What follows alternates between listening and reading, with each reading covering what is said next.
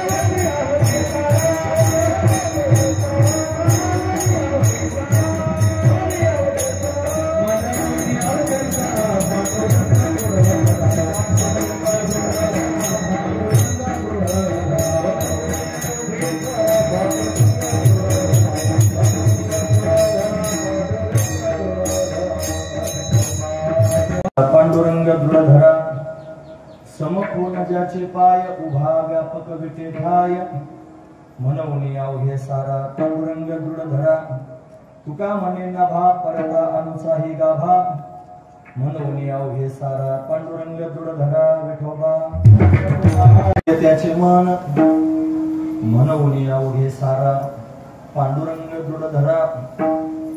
प्रस्तुत प्रसंगी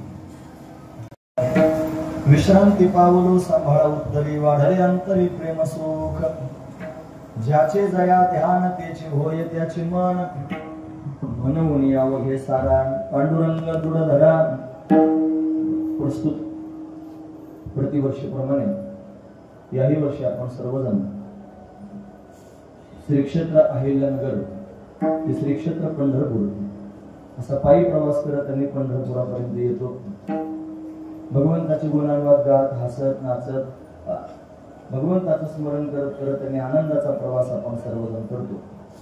असा दिव्य आनंदाचा प्रवास करत करत आपण या वर्षी सुद्धा पंढरपुरात आलेलो आहोत आणि मुख्य असणारी आजची ही पर्वणी म्हणजे हरिदिनीची असणारी पर्वणी आणि ती पर्वणी या ठिकाणी आपण संपन्न करत आहोत। त्या पर्वणीच्या निमित्ताने असणारी भगवंताची ही कीर्तनवृत्ती सेवा ही अकारण करुण वरून आले भक्तकाम कल्पद्रुम भगवान पांडुरंग परमात्म्याच्या अथांग करुणेने त्याच्या दयेने या सर्व संयोजक मंडळीच्या माध्यमातून आमच्या वाट्याला आलेले आहे। सेवेकरिता निवडलेला अभंग जगद्गुरु तुकोबा यांचा आहे आणि तुकोबा त्यांनी अभंगाच्या माध्यमातून आणि परमार्थातले एक विशेष असणारं सूत्र वर्णन करून सांगितलं। काय सांगतात महाराज?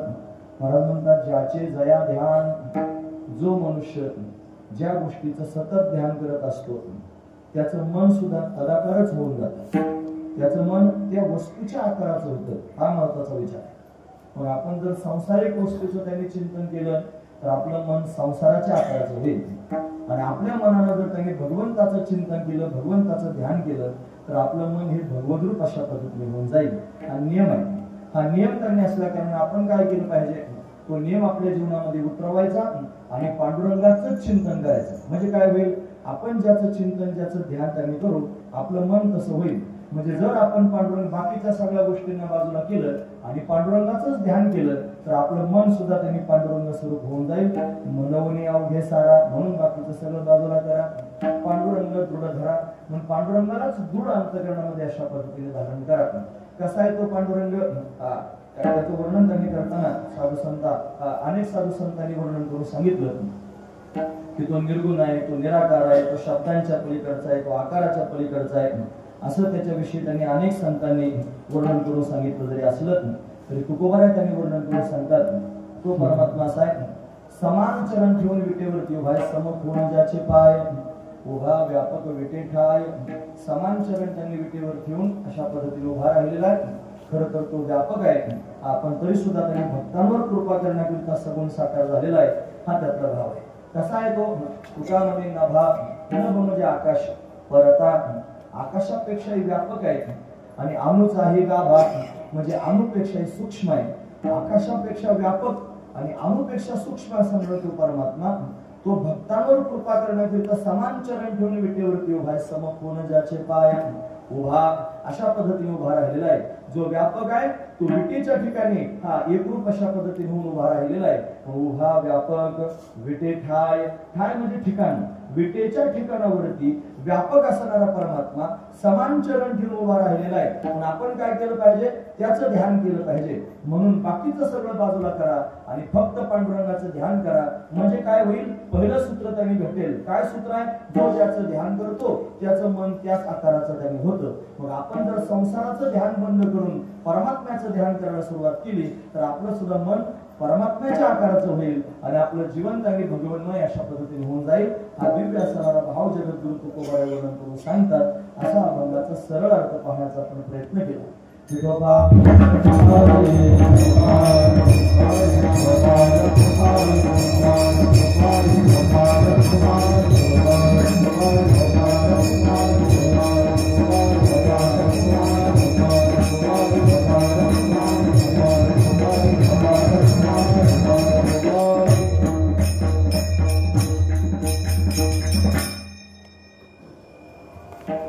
चांगला आवाज येतो ना, त्याच्यामुळे मला म्हणतच राहावं. हे ब्रह्मानंद प्राप्त करून घेण्याचं साधन आहे. लावणी, मृदंग, श्रुती, ताळघोष, सेऊ ब्रह्मरस आवडीने या माध्यमातून ब्रह्मरस प्राप्त होतो. म्हणून तेच त्यांनी महाराज महत्वाचं चिंतन आहे. असू द्या, म्हणून तर आपण वारीला येतो ब्रह्मरसाचं पान करण्याकरिता. बऱ्याच वर्षांपासून आपली ही दिंडी आणि नगर पासून पंढरपुरापर्यंत अशा पद्धतीने येते आणि त्याच्यात बऱ्याच वर्षांपासून आम्हाला इथं सेवा करण्याचा हा योग दरवर्षी त्यांनी प्राप्त होतो. याही वर्षी भगवंताची सेवा करायची आहे. पण आम्ही असं आहे, ठिकाणावरून निघालेली गाडी त्यांनी शेवटापर्यंत जाताना जशी थकत थकत थकत मुक्कामावर जाते तशी आम्ही थकत थकत तुमच्या मुक्कामापर्यंत येतो. म्हणजे हे 5वं त्यांनी कीर्तन जीव दमून जातो महाराज. बरं, त्या कीर्तनानं जमत नाही, त्या पंढरपुरातल्या चालण्यानं माणूस दमून जातो. म्हणजे 65 एकरातून गावात जायचं, गावातून गोपाळपूरला जायचं, तिथून पुन्हा त्यांनी 3 रस्त्याला यायचं, तिथून पुन्हा त्यांनी असे त्यांनी वळवळ करत करत त्यांनी जमून जातो जीव. म्हणजे इथपर्यंत दिवस तर फार थकून जातो ना, असं वाटतं आता बोलूच नाही अशी अवस्था तयार होते. आणि तरी सुद्धा त्यांनी तुम्हाला पाहिलं की पुन्हा बोलण्याची नवीन उर्मी तयार होते. आता मी म्हणेल तुम्हाला तोंडापुरतं की एक तासभर आपण चिंतन करूया, मग तुम्ही घड्याळ लावायचं, मग काय होतं बघायचं. असं आपोआपच घडतं. असू द्या, मला काही कौतुक सांगायचं नाही. म्हणून ऐकणारे त्यांनी चांगले सापडले की सांगणाऱ्याला पण त्यांनी चांगली उर्मी सांगण्याची निर्माण होत असते. हा त्यातला भाव आहे. म्हणून बऱ्याच वर्षांपासून तुम्ही ऐकत आहात. अतिशय सुंदर सूत्रबद्ध असणारं नियोजन हे त्यांनी नियोजन करणारी मंडळी आपल्या दिंडीचं करतात. सगळ्या लोकांची राहण्याची व्यवस्था, खाण्याची व्यवस्था, भजनाची व्यवस्था अतिशय सुंदर आहे. हे त्यांनी काहीतरी दरवर्षी अशा पद्धतीने असतात. फार प्रेमानं भजन म्हणतात, फार श्रद्धेनं म्हणतात. म्हणून त्यांनी मला फार समाधान वाटतं की सगळेच माणसं जर श्रद्धेनं साथ करणारे असतील. आता हे दर कीर्तनामध्ये विठ्ठल विठ्ठल भजन घेतात बाकीचे कीर्तनकार, त्यांच्या ध्यानात राहिलं महाराज की विठ्ठल नाही घेतलंय, मग ते लगेच विठ्ठल नाही म्हणले. म्हणजे त्यांच्या लक्षात राहिलं की हे आता वर्षातून एकदाच त्यांना भेटायचं, तरी सुद्धा त्यांनी लक्षात ठेवलं. म्हणजे त्यांच्यावरती संस्कार अशा पद्धतीने आपोआपच झाले. असू द्या, सर्वांचाच परिचय. आता मी काय बोलणार आहे ते पण तुम्हाला माहिती. अभंग जरी नवीन असला तरी मला जेवढं येतं तेवढंच मी बोलतो.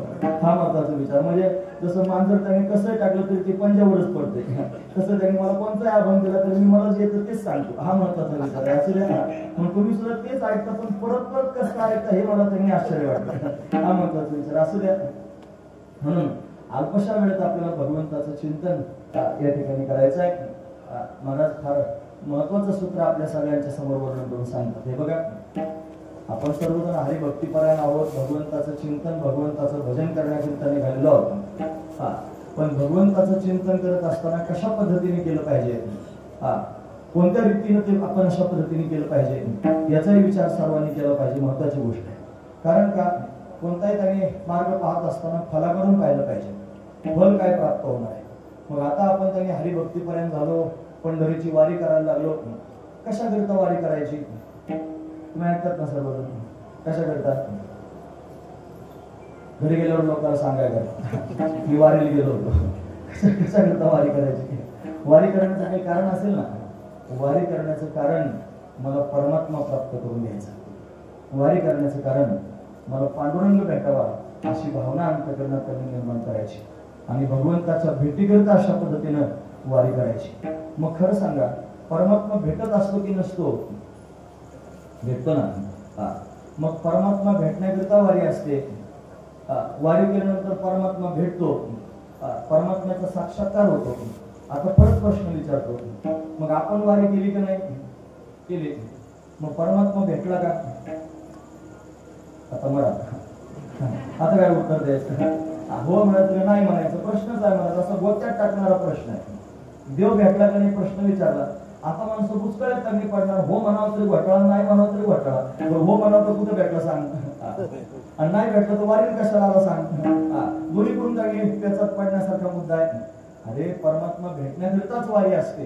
पण बोलून जरी दाखवलं नाही कोणी तरी पण त्यांनी महाराज एवढ्या वाऱ्या करून सुद्धा परमात्मा घाईघाई सहजासहजी सगळ्यांना भेटत नाही. क्वचित एखाद्याला भेटत असेल ना, तू विरळ आहे. विरळायसा कोणी तुका त्याची लोकांनी मला सगळेच रिजेक्ट करायचे असं नाही. एखादा निवडून पडतो की ज्याची भक्ती भगवंतापर्यंत पोहोचते आणि त्याला भगवंताचं दर्शन प्राप्त होतं. पण सगळ्यांनाच परमात्मा त्यांनी भेटतो असं त्यांनी नाही. का बरं भेटत नाही? न भेटण्यामागची कारण शोधले पाहिजे. कारण मीमांसा. तुम्ही ऐकतात ना सगळे जाणारे, महत्वाचं सांगतो ऐका. तुकाराम महाराजांनी वारी केली, ज्ञानोबरांनी वारी केली. ज्ञानोबराय तर फार अट्टहासाने माझे जीवीची आवडी, पंढरपुरांनी नगुडी, पांडुरंगी मनोरंगले, गोविंदाचे गुणवे झाले. तुकोबाने त्यांनी मला सर्व लोकांच्या समोर सांगतात, होय होय वारकरी पाही बाहेर पंढरी. म्हणजे त्यांनी पंढरीच्या वाऱ्या केल्या. सगळ्या संतांनी पंढरपूरची अशा पद्धतीने वारी केली. आणि फक्त वारी केली असं नाही, सगळ्या संतांना पांडुरंगाची भेट झाली. सगळ्या संतांनी वारी केली आणि सगळ्या संतांना पांडुरंगाची भेट झाली. मात्र त्यांनी जशी वारी केली तशी आपणही करतो. मग त्यांना वारी करून जर पांडुरंग भेटला आणि आपण वारी करून सुद्धा आपल्याला जर भेटत नसला तर काय तपासलं पाहिजे? कुठं पाणी मुरतं हे तपासलं पाहिजे. कुठं पाणी मुरतं हे तपासलं पाहिजे ना. हा महत्वाचा विचार आहे. का बरं देव भेटत नसेल? परमात्म्याचं दर्शन आपल्याला का बरं होत नसेल हे शोधलं पाहिजे. मग ऐका, त्यांनी परमात्म्याच्या प्राप्तीकरिता कीर्तन केलं, त्यांनी परमात्म्याच्या प्राप्तीकरिता व्रतवैकल्य केले, त्यांनी परमात्म्याच्या प्राप्तीकरिता त्यांनी एकादशी केली, त्यांनी परमात्म्याच्या प्राप्तीकरिता पायी प्रवास करत करत पंढरीची वारी केली आणि त्यात परमात्मा भेटला. म्हणजे तीच साधना आपण सर्वांनी सुद्धा केली. अजून आपल्याला परमात्मा जर भेटला नसेल तर का नाही भेटला? त्याचं कारण असं आहे. भाऊ म्हणायचे, भाऊ म्हणजे वैकुंठवासी पंढरीनाथ महाराज देवकर. ते म्हणायचे साधना असते ना, साधना ती दोन प्रकारची असते. एक आहे सदोष साधन आणि दुसरं आहे निर्दोष साधन. लक्ष बरोबर आहे. सदोष साधना आणि निर्दोष साधना अशा दोन प्रकारच्या साधना शास्त्रात वर्णन करून सांगितल्या. म्हणजे साधना तर करायची पण साधनेमध्ये काहीतरी दोष ठेवायचा. मग साधना करत असताना जर साधनेमध्ये दोष असेल तर परमात्म्याची प्राप्ती व्हायची नाही. भागवतातलं उदाहरण सांगतो. भागवतामध्ये गोपिकांनी कात्यायनी मातेला प्रसन्न करण्याकरिता व्रत केलं. मला त्याला कात्यायनी व्रत असं म्हणतात. तुम्ही सगळ्यांनी भागवत कथा ऐकलेली आहे. त्या गोपिका मार्गशीर्ष महिन्यामध्ये भल्या पहाटे त्यांनी जागा होऊन त्यांनी यमुनेच्या तटावर जावं, आपले वस्त्र त्यांनी तटावर काढून ठेवावेत, पाण्यामध्ये प्रवेश करावा, स्नान करावं, पाण्याच्या बाहेर यावं, वस्त्र परिधान करावेत, वालुकामय असणारी भगवतीची मूर्ती तयार करावी आणि तिच्या समोर त्यांनी म्हणावं, कात्यायनी महामाये महायोगिन्नधीश्वरी नंद गोपसुतम देवी पतींने कुरुते नमः असं त्यांनी म्हणावं. पण बऱ्याच काळापर्यंत गोपिकांनी कात्यायनीची उपासना करून सुद्धा आणि कात्यायनी मात्र त्यांच्यावर प्रसन्न झाली नाही. मनामध्ये भाव काय होता? नंद राजाचा मुलगा आपल्याला पती रूपाने प्राप्त व्हावा. चांगला भाव होता का वाईट होता? चांगला भाव होता.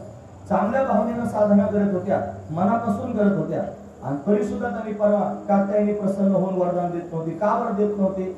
त्यांच्या साधनेमध्ये दोष होता. त्यांच्या साधनेमध्ये दोष होता. काय दोष होता त्यांच्या साधनेमध्ये? त्यांच्या साधनेतला दोष होता त्या अंगावरचे सगळे वस्त्र त्यांनी पाण्याच्या काठावर त्यांनी तटावर काढून ठेवत होत्या आणि वस्त्ररहित पाण्यात प्रवेश करून स्नान करत होत्या. वस्त्ररहित स्नान करणं हे त्यांनी जलदेवतेचा अपमान करणं आहे. वस्त्ररहित स्नान करणं म्हणजे ते यमुनेचा अपमान त्यांनी करत होत्या, जलदेवतेचा अपमान करत होत्या. म्हणून त्यांनी ती साधना त्यांची चुकत होती. पण ती बरोबर झाली पाहिजे. भावना तर फार शुद्ध आहे, देव भेटला पाहिजे, भावना तर फार चांगली आहे, कात्यायनी प्रसन्न झाली पाहिजे. पण एवढी साधना करून सुद्धा मनापासून चांगली भावना असून सुद्धा कात्यायनी प्रसन्न होत नव्हती. हा दोष घडत होता. मग भगवंताने काय केलं? भगवंताने त्यांनी महाराज त्या गोपिकांचं मनोगत जाणलं. गोपिका स्नान करण्याकरिता गेल्यानंतर हा आला, त्यांचे वस्त्र भगवंताने चोरले, कदंबावर अशा पद्धतीने जाऊन बसला, मुरली वाजू लागला.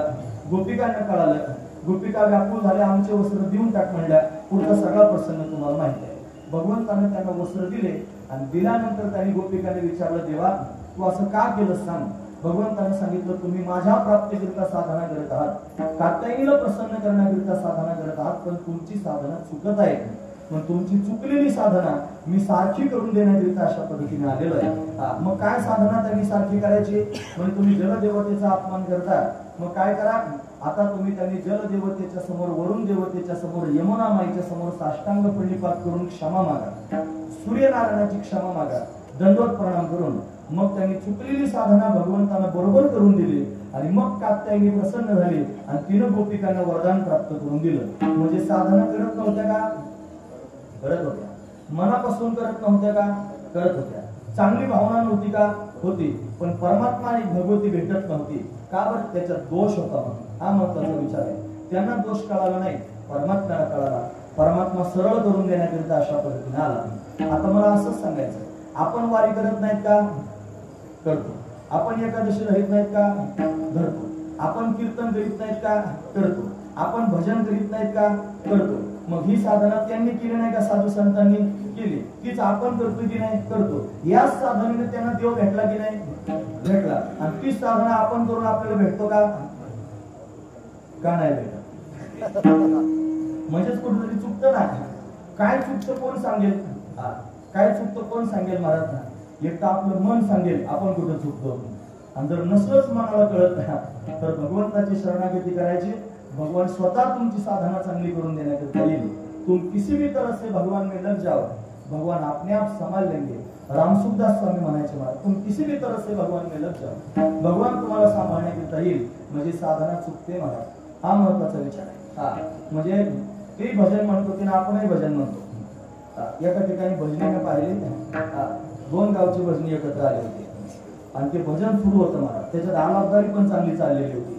एका गावातला भजनी जरा चांगला तरबेज होता म्हणणारा, आणि त्याने अशी आलापदारी त्यांनी केली की समोरचा दुसऱ्या गावातला होता त्याला त्याच्या मागे म्हणताच नाही आलं. मग मध्ये इंटरव्हल होत असतो भजनात, असं ताट भरून खुराक ठेवला जातो. त्याच्यात काय काय पदार्थ असतात मी कशाला कीर्तनात सांगू ना, पण ते त्यांनी असतात. तुम्हाला सगळ्यांना माहिती आहे काय असतं ते. मला काय भजनांची ओढ व्हायची नाही. फक्त मला साधना कशी चुकते एवढंच सांगायचं. आणि मग त्यांनी ते मध्ये थांबले आणि थांबल्यानंतर त्यांची चर्चा सुरू झाली. जो फार चांगला गायक होता ना, आलापदारी देऊन त्यांनी गात होता, तो दुसऱ्या माणसाला टाळी देऊन सांगत होता. कसं त्याचं तोंड बंद केलं, नाहीच म्हणता आलं. काय म्हणला? कसं त्याचं तोंड बंद केलं आणि त्याला नाहीच म्हणता आलं असं म्हणला की नाही तो? खरं सांगा, भजन हे भगवंताच्या प्राप्तीकरता असतं का लोकांचे तोंड बंद करायला असतं? तुम्हाला नाही कळलं का? काय कशाकरता भजन असतं? अरे भगवंताच्या प्राप्तीकरता असतं, त्या लोकांचे तोंड बंद करायला असतं. माझं याचं भजन होतं कशाकरता होतं? समोरच्याचं तोंड बंद करायकरता होतं. खरं सांगा, असल्या भजनानं देव प्राप्त होईल? असल्या भजनाला फक्त भजन नाही म्हणायचं. साधू संत म्हणजे भजन ते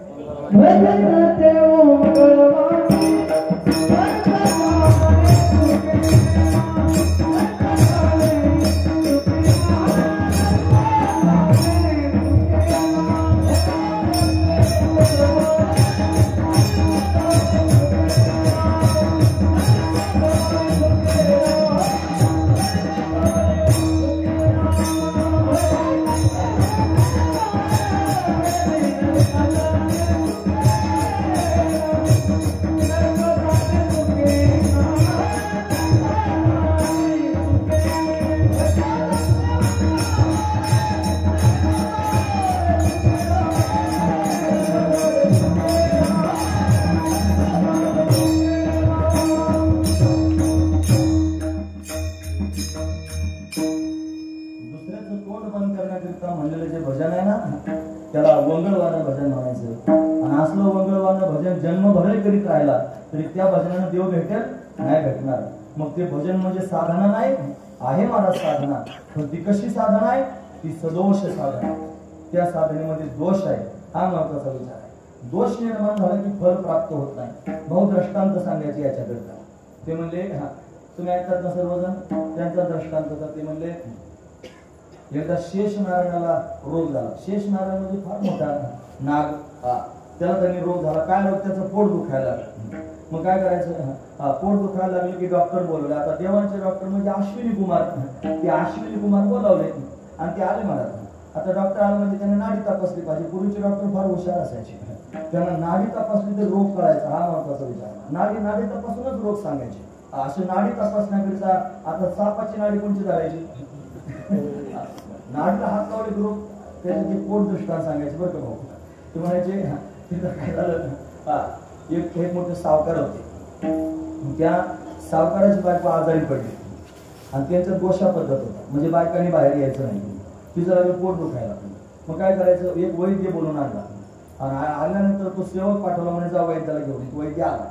आल्यानंतर त्यांनी सांगितलं आमच्या घरी त्यांनी बाईसाहेब आजारी आहेत, त्यांना काहीतरी औषध म्हणजे, पण त्यांना तपासलं पाहिजे, नाडी परीक्षा करायला नको. म्हणजे आमच्यात गोशा पद्धत आहे, आमच्यात बायका बाहेर येत नाही.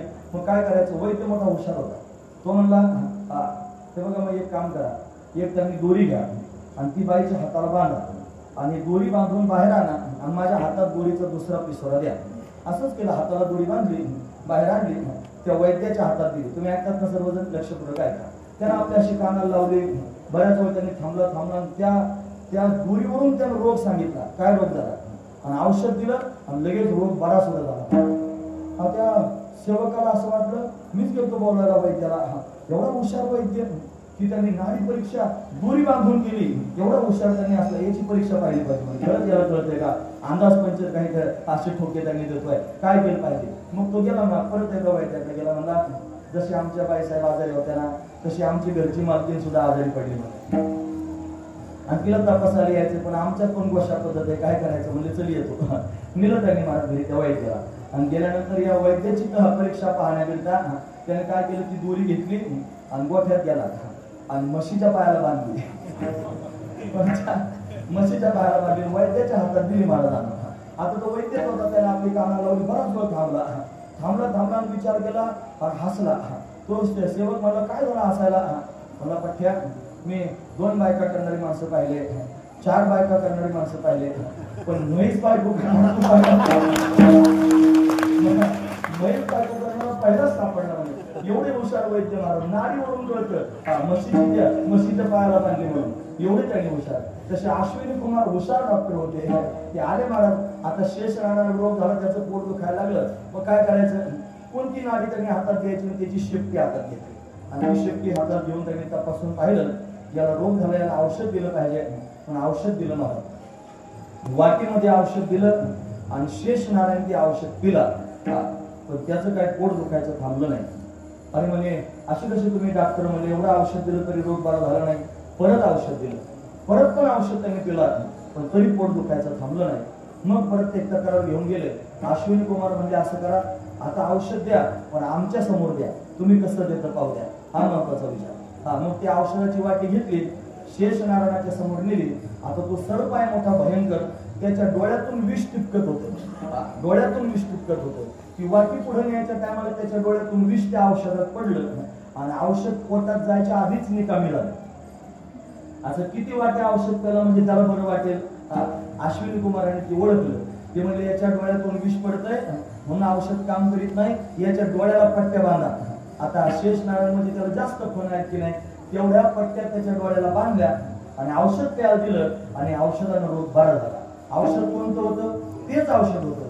पहिल्या वाटीत जे होतं ना तेच औषध नंतर सुद्धा प्यायला दिलं, पण पहिल्या वेळेला अशा पद्धतीने त्याला फरक पडला नाही आणि शेवटच्या बारीने लगेच बरा झाला. का बरं? पहिल्यांदा औषध पोटात जात होतं पण त्याच्यात विष पडत होतं, म्हणजे दोष निर्माण होत होता, म्हणून त्या औषधाने त्यांनी उपाय झाला नाही. आणि दुसऱ्यांदा औषध दिलं ते निर्दोष औषध होतं आणि म्हणून त्याला उपाय झाला. हा त्यातला सहज असणारा भाव आहे. तसं आपण सर्वजण त्यांनी साधना करतो, आपणही परमार्थ करतो. जसं मग भजनाचं ऐकलं की नाही तसं आपण एकादशी धरतो. आता एकादशी धरतो की नाही आपण? फार थाटात सांगतो मला एकादशी आहे.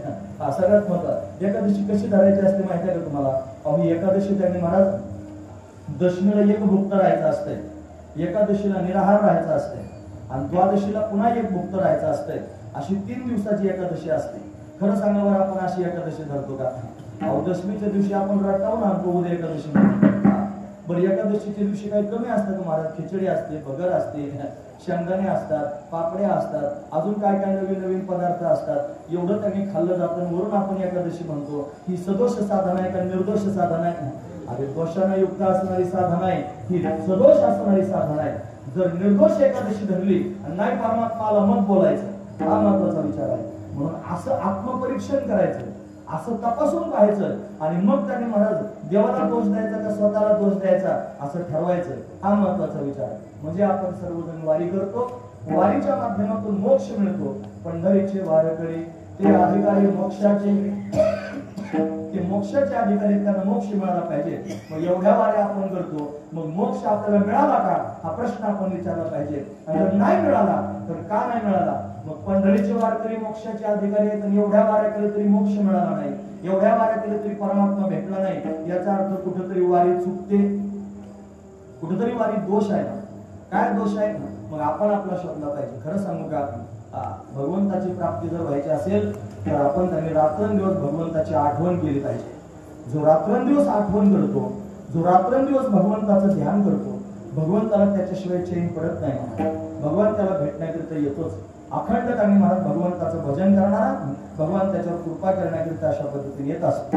आपण त्यांनी परमार्थ करण्याकरिता निघालो, परमार्थाचे सगळे मुद्दे केले. आपण टाळ वाजवला, आपण गंधा हा कपाळाला त्यांनी लावला, आपण त्यांनी पायी पायी चालत चालत आलो. ह्या सगळ्या गोष्टी आपण केल्या आणि हे सगळं करता करता जर आपण भगवंताची आठवणच नाही केली. भजन म्हणणं महत्वाचं असतं का भजन म्हणता म्हणता भगवंताची आठवण करणं महत्वाचं असतं? खरं सांगा, राम राम राम राम त्यांनी म्हणलं पाहिजे का हातात धनुष्य धारण केलेलं राम डोळ्यासमोर आणला पाहिजे? नाही तर मुमी राम बगल मी छुरा, तोंडात राम राम चालूच आहे आणि मनामध्ये मात्र त्यांनी विचार वेगळेच चालू आहे. फार महत्वाचा विचार सांगतो. राम राम राम राम म्हणणं साधना नाही का? साधनाच. पंढरपूरच्या वारीने त्यांनी पायी पायी अशा पद्धतीने चालत जाणं साधना नाही का? साधनाच आहे. पण पंढरपूरच्या वारीने त्यांनी वारीला जात असताना पायी पायी चालत 200-250 किलोमीटर त्यांनी आला, पण एकदा सुद्धा मनामध्ये पांडुरंगाची आठवण केली नाही. मग त्या चालण्याचा काही उपयोग झाला? अजिबात नाही झाला. खराच महत्वाचा मुद्दा सांगतो. मग घरापासून आपण निघालो, एवढा घरच्या लोकांचा वनवास करून आलो, त्याने आता कितीतरी काम, इथला प्रत्येक मनुष्य कामाचा आहे. मोकळं कोण आहे याच्यात खरं सांगा? एवढे काम धाम आहेत, ते काम दुसऱ्याच्या डोक्यावर थापून आलो की बाबा माझी एवढी जबाबदारी तू पूर्ण कर. मग त्याला त्यांनी काम सांगून अशा पद्धतीने आलो. मग एवढे कष्ट घेऊन त्यांनी आलो. उन्हाचा विचार केला नाही, वाऱ्याचा विचार केला नाही, पावसाचा विचार केला नाही, भुकेचा विचार केला नाही, तहानेचा विचार केला नाही, सुविधांचा विचार केला नाही, खानपानाचा विचार केला नाही. एवढं सगळं त्यांनी कष्ट सहन करत त्यांनी भगवंताच्या दिशेने आपण चाललो आणि भगवंताची आठवणच केली नाही. हे सगळं करून काय उपयोग होईल? का बरं देव भेटत नाही त्याचं कारण सांगतो. हे त्याचं कारण आहे. मला मी पंढरपूरला आलो, पण पंढरपूरला आल्यानंतर माझ्या निष्ठाचा विषय जर परमात्माच असला तर मला परमात्मा भेटेल. भजन कमी म्हणलं तरी चालेल. लक्षात आलं तुमच्या? त्याला गायन नाही करता आलं तरी चालेल, त्याला टाळ नाही वाजवता आलं तरी पण चालेल, त्याला कीर्तन नाही करता आलं तरी चालेल, पण प्रत्येक पावलाला पांडुरंगाची आठवण जर तो करत असेल तर त्याची नोंद पांडुरंगाजवळ अशा पद्धतीने होत असते. लक्षात घ्या. हा महत्वाचा विषय. आपण त्यांनी महाराज परमार्थ करतो, पण बहिरंगाने परमार्थ करतो. हा परमार्थ करत असताना आपला अंतरंग काय म्हणतो याचा तपास केला पाहिजे. आपला अंतर्मन काय म्हणतं याचा तपास केला पाहिजे. मग आपण त्यांनी महाराज ज्या गोष्टीचं ध्यान करतो ना, आपलं मन तसंच होत असतं. मग पंढरपूरच्या रस्त्याने निघाल्यानंतर हा जर घरचं ध्यान करीत असला, आता पाऊस पडला, आता वापसा झाला, आता पेरायचं त्यांनी झालं, आता त्यांनी आमूल झालं, आता एवढ्या गाया घरी जर्शी आणून ठेवल्या, त्याला खरंच कोणी पाणी पाजित असेल का? खरंच त्यांनी घरची कोणी कामं करीत असेल का? हे काय झालं? ध्यान झालं. ध्यान कशाचं ध्यान झालं? घराचं ध्यान झालं. खरं सांगा, असं घराचं ध्यान करता करता पंढरीकडे तोंड करून निघाला आणि जन्मभर त्यांनी पंढरपूर गाठीत राहिला. तरी देव भेटेल काय? नाही भेटणार. का बरं? त्याचं कारण जो मनुष्य ज्या गोष्टीचं ध्यान करतो ना त्याचं मन सुद्धा तसंच होत असतं. हा त्यांनी सिद्धांत आहे, हा नियम आहे. तो नियम त्यांनी जगद्गुरु तुकोबारायांना माहिती आहे, म्हणून त्यांनी तुकोबारायांना प्रकर्षानं सगळ्या लोकांच्या समोर हे सांगायचंय. अरे तुम्ही ध्यान कोणाचं करता त्याचा विचार करा ना. तुम्ही ध्यान करणं म्हणजे आठवण करणं. तुम्ही कोणाची आठवण करता त्याचा विचार करा. आपण देवा वाचून जर दुसऱ्या कोणाची आठवण करत असलो तर आपलं मन सुद्धा त्याच आकाराचं होत असतं. लक्षात ठेवा. कोणाला धनाकरता अट्टहास ते धनाची आठवण करतं, कोणाला मानाकरता अट्टहास ते मानाची आठवण करतं, कोणाला प्रतिष्ठेचा अट्टहास ते प्रतिष्ठेची आठवण करतं, कोणाला संपत्तीचा अट्टहास ते संपत्तीची आठवण करतं. अरे धनाचा, मानाचा, प्रतिष्ठेचा, वैभवाचा जर विचार करत करत रस्त्याने चालला तर त्यांनी मन सुद्धा त्याच प्रकारचं होतं. देवाच्या आकाराचं कसं होईल? मग देवाच्या आकाराचं मन होण्याकरिता काय केलं पाहिजे? आपण देवाचंच ध्यान केलं पाहिजे, आपण देवाचीच आठवण केली पाहिजे. आठवण करणं म्हणजे काय फार कठीण गोष्ट आहे का? इथं बसून आपल्याला घरच्या लोकांची आठवण होते ना, तेवढीच आठवण देवाची करावी लागते. त्याच्यापेक्षा काय वेगळं करायची आवश्यकता नाही मला. जशी गोमाता त्यांनी रानामध्ये चरायला जाते, तिला तर त्यांनी ती धेनू कोणाला म्हणतात? जिला वासू झालं त्या गायला धेनू म्हणतात. नाहीतर गोमाता म्हणत जायचं, पण जिला वासू झालं ना तिला धेनू असा शब्द त्यांनी वापरला जातो. ही धेनू असते ना, तिचं वासू त्यांनी घरी असतं आणि ती रानात चालायला गेलेली असते. ती गवत खाते, ती रवंथ करते, ती सगळं काही करते, पण तिचं लक्ष मात्र त्या पिलाजवळ लागलेलं असतं, त्या वासराजवळ त्यांनी लागलेलं असतं. जसे आपण प्रमाण त्यांनी म्हणतो, घाल हिंडते आकाशी आणि लक्ष तिचे पिलापाशी. जशी घार आकाशात त्यांनी फिरते आणि लक्ष कुठे असतं? तिच्या पिलाजवळ असतं. म्हणजे त्यांनी मला ती सगळं काम करते, पण लक्ष मात्र अशा पद्धतीने पिलाजवळ तिथं राहतं. त्यापेक्षा अजून सांगतो, दुडीवरी दुडी गवळणी साते निघाल्या.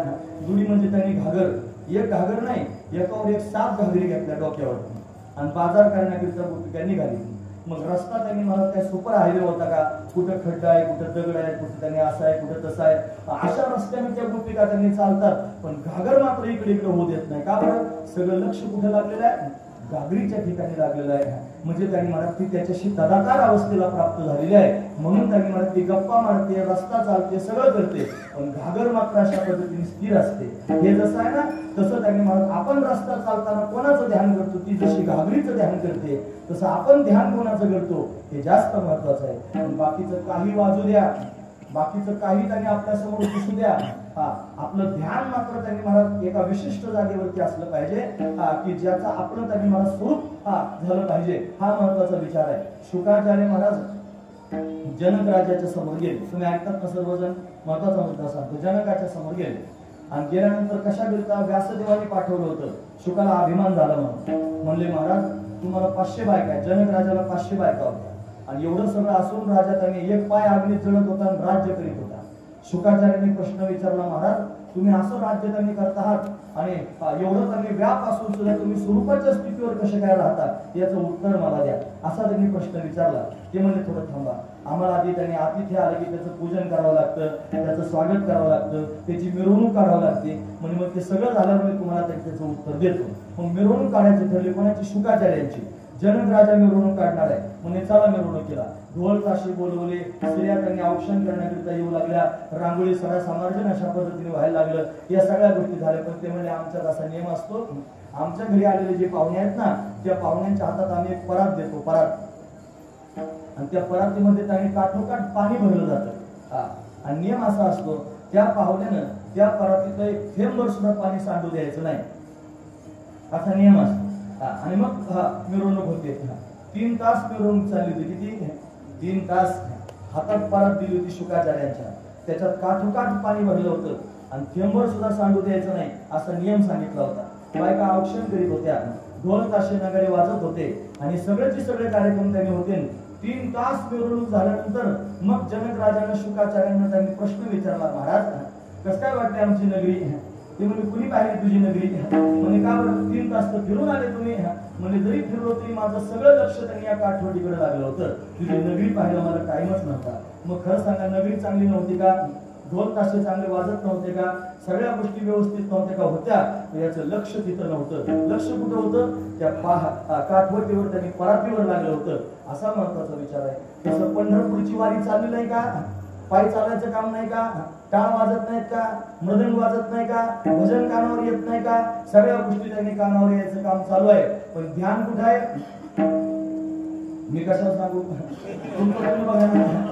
मला काय करायचं, तुमची ध्वनीदार थोडा तुम्ही आलोय की तुम्ही असं करता, तुम्ही तसं करता, मला तुमचं काही सांगायचं नाही. कशाला तुमची त्यांनी अशा पद्धतीने तुमचं त्यांनी अपमान करून माझ्या अंगावर बला घेऊन मला ते घ्यायची नाही. मला एवढंच सांगायचं फक्त. टाळ वाजायचं काम चालूच आहे, मृदंग वाजवण्याचं काम चालूच आहे, हे भजन म्हणतात त्यांचं भजन म्हणायचं काम चालूच आहे, सगळ्या मालिका मागे मालिका त्यांनी म्हणायचं काम चालूच आहे. या सगळ्या गोष्टी चालू आहेत ना. फक्त ध्यान कुठे आहे शोधा.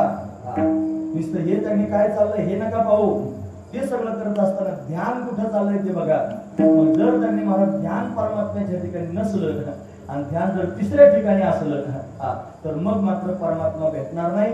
कुठं पाणी मुरतं, कुठं पाणी मुरतं असं जर म्हणत असले तर इथं पाणी मुरतं. हे त्याचं उत्तर आहे मला, या जागेवर पाणी मुरतं. हा महत्वाचा विचार. जर आपण पंढरीच्या रस्त्याने चाललो आणि निवडताना लोकांच्या उचापती गेली त्यांनी फिरायला लागलो, खरं सांगा देवाची चर्चा केली नाही, देव कसा दिसत असेल याचा विचार केला नाही, भगवान कधी भेटेल अशी त्यांनी महाराज भावना पोटात निर्माण झाली नाही. तो सावळा सुकुमार असणारा परमात्मा आल्यानंतर मला हृदयाला लागेल, तो माझ्या मस्तकावरून हात फिरवेल, डोळे भरून मला भगवंताला पाहता येईल असं कधीच तोंडातून बाहेर पडलं नाही. अशी भावनाच कधी पोटात जागी झाली नाही. आणि निवड चालत चालत राहिला आणि ध्यान भगवंताचं केलं नाही. त्याच्या जागेवर दुसरं ध्यान असतं, खलबत्तेच गळ्यात बांधलेले असतात कुटायला, याचं कुटायचं त्याचं कुटायचं. इथं मोकळीक सापडते सगळ्या रस्त्यानं त्यांनी चालताना. मग देव तर लांब राहतो, काही तर दिंडी सोडून दिंडीच्या पुढे असतात महाराज. आमच्या बाबा म्हणतात पापाचे कळ पळते पुढे, पापाचे कळ पाळत महाराज दिंडी सोडून पुढे पळतात. हा माझा विचार आहे. मग ते कशा करता पळतात? ते काय देवाचं चिंतन करायला पळतात, ते काय देवाचं स्मरण करायला पळतात, काय देवाची चर्चा करायला पळतात? ते काय करतात त्यांना विचार ना कशा करता पुढे जातात. हा महत्वाचा विचार आहे. म्हणजे मला काय सांगतो, मला सगळं कळतं, मला काय म्हणायचं ते. हा महत्वाचा विचार आहे. अरे सगळ्या रस्त्याने त्यांनी मला देवाच्या नावाखाली आपण निघालो आणि जर देवाचं ध्यानच आपलं नसेल तर देव प्राप्त तरी कसा होईल? हा महत्वाचा विचार आहे. म्हणून जो ज्याचं ध्यान करतो त्याचं मन त्याच आकाराचं होतं. मग संसाराचं जर ध्यान केलं तर संसार कसा आहे? तुम्ही ऐकतात ना सर्वजण, आपण संसार करतो का नाही? झोपले काय सगळे? आपण संसार करतो की नाही? करतो. माझा प्रश्न आहे तुम्हाला, आपण संसार जाणून करतो का आपण संसार न जाणता करतो? जाणून करतो. मग सांगा संसार कसा आहे? आता जाणून जर करतो, आपला संसार कळला मग आपण संसार करतो. कसा आहे संसार? अरे आपल्याला काही संसारातलं कळत नाही. तुम्हाला बरं तू सांगायला तुला संसार कळायला लागला. संसार शब्दाचा अर्थ करत असताना संसार कसा आहे हे त्यांनी विचारलं सांगताना ते म्हणजे संसार असत आहे, संसार जड आहे आणि संसार दुःखरूप आहे. संसार कसा आहे? दुःखरूप आहे. किती लोकांना कळालं संसार दुःखरूप आहे? आणि जर दुःखरूप वाटला असता तर शेंडी सगळं संसारात बुडाला असता का? खरं मला तुम्ही सांगा. म्हणजे संसाराला न जाणता आपण संसार करतो आहोत. लक्षात ठेवा मी काय सांगतो. ज्या संसाराला आपण फार महत्व देतो, जो संसार आपण डोक्यावर घेऊन अशा पद्धतीने फिरण्याचा प्रयत्न करतो, तो संसार त्यांनी दुःखाशिवाय दुसरं काहीच देत नाही. लक्षात ठेवण्यासारखा मुद्दा आहे मला. या फलन चुंबिता फुलन तुरुंबिता सर्वथा हा रुखाची असा रुख असणार हा संसार आहे मला, की ज्याला काहीच फळ नाही फुल नाही, त्याच्यातून काहीच प्राप्त होत नाही. ठाऊकच आहे संसार दुःखाचा. संसार कसाचा? दुःख बांधवडी आहे हा संसार,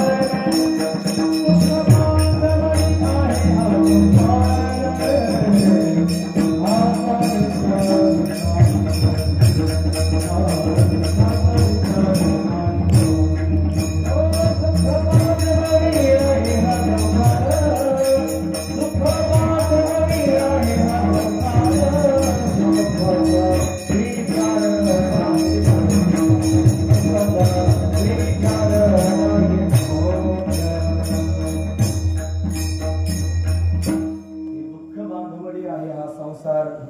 सुखाचा विचार नाही कुठे, सुख पाहता जवा पाडे, दुःख पर्वता एवढे, असं संसाराचं स्वरूप आहे महाराज. संसार दुःख मुळ चहूकडे इंगळ, विश्रांती नाही कोठे, रात्र दिवस तळमळ. पुढे काय?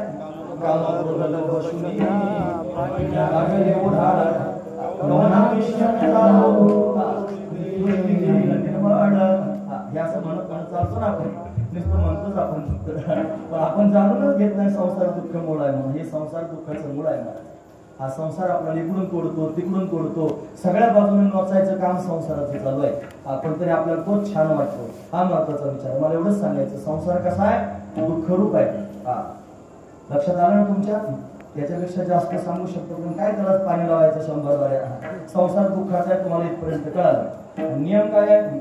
जो मनुष्य ज्याचं ध्यान करतो त्याचं मन तसंच होतं. मग संसार कसा आहे? दुःखरूप आहे. मग दुःखरूप संसाराचं ध्यान केल्यानंतर मन कसं होईल? दुःखी होईल ना. म्हणजे आपल्या दुःखाला कारण कोण? आपलं मन, हे की नाही? का बरं? आपलं मन ध्यान कोणाचं करतं? संसाराचं करतं. याच्या विरुद्ध आहे का? संसार कसा आहे आपल्याला कळालं. परमात्मा कसा आहे ते सांगा.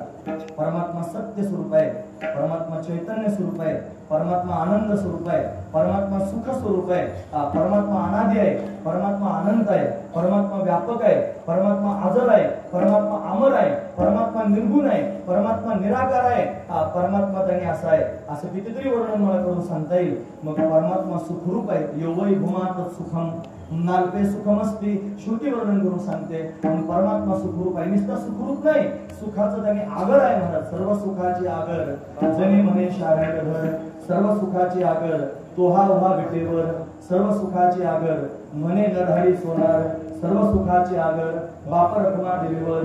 परमात्मा कसा आहे? सुखरूप आहे. आणि संसार कसा आहे? दुःखरूप आहे. मग खरं सांगा, आपण ज्याचं ध्यान करतो आपलं मन तसंच होतं. मग आपण जर संसाराचं ध्यान केलं तर आपलं मन कसं होईल? संसारासारखं दुःखरूप होईल. आणि आपण जर परमात्म्याचं ध्यान केलं तर आपलं मन कसं होईल? परमात्म्यासारखं सुखरूप होईल. हा महत्वाचा असणारा विचार आहे. पण हा सिद्धांत जगद्गुरु तुकोबऱ्यावरून सांगतात, बाबांनो तुम्ही परमार्थ करत आहात. मग परमार्थ करत असताना ध्येयापर्यंत आपल्याला का जाता येत नाही? त्याचं कारण जी साधना आपण करतो बराच वेळ ती साधना चुकीची असू शकते. पण चुकीच्या साधनेने परमात्म्यापर्यंत जाता येत नाही. म्हणून मी तुम्हाला एक नियम सांगतो. काय नियम आहे? अभंगाच्या पहिल्या चरणात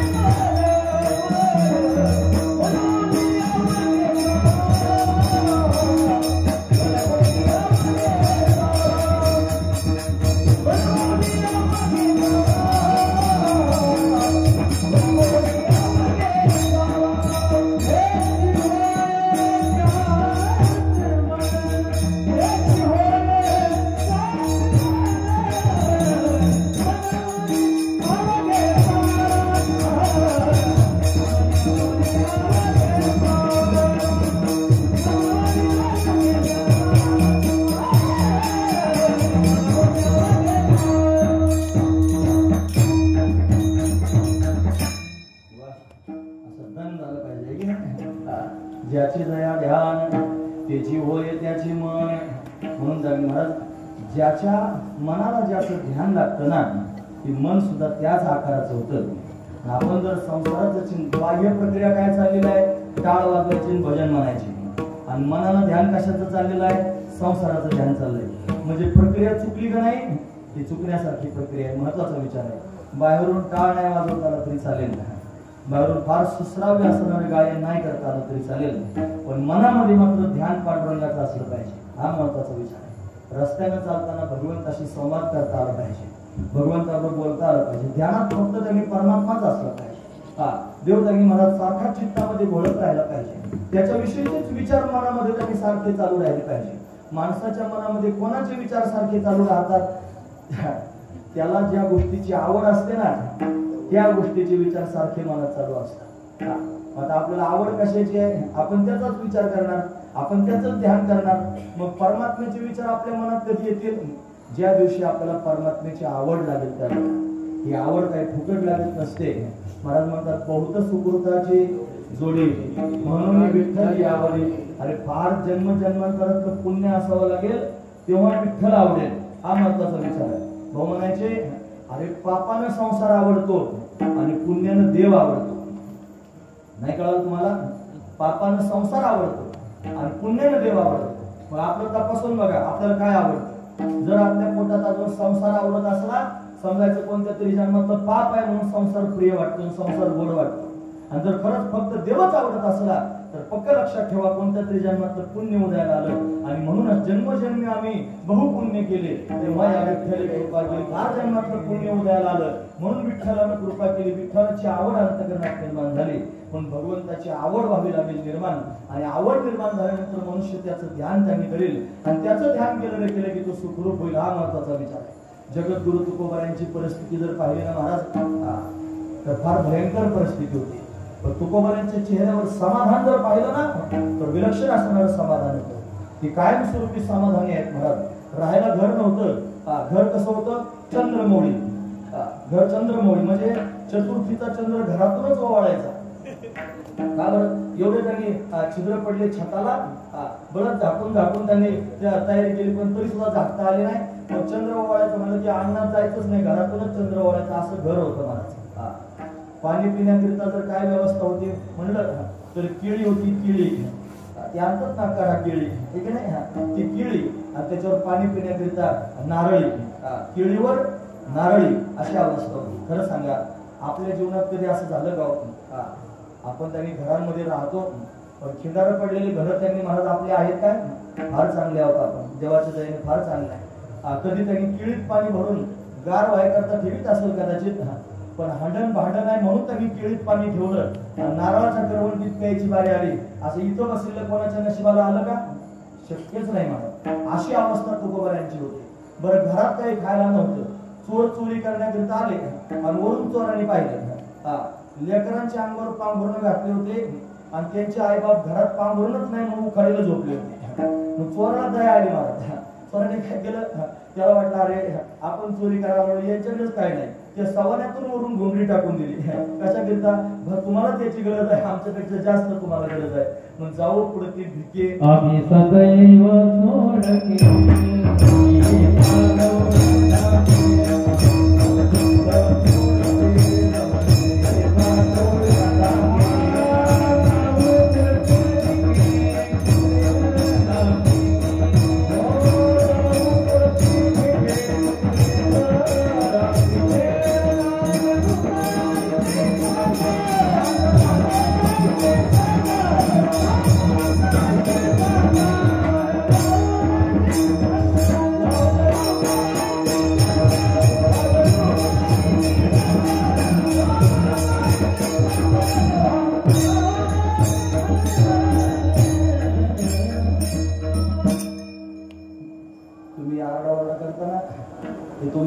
घासाचं कौतुक नाही, त्या सिस्टीम वाल्याचं कौतुक आहे.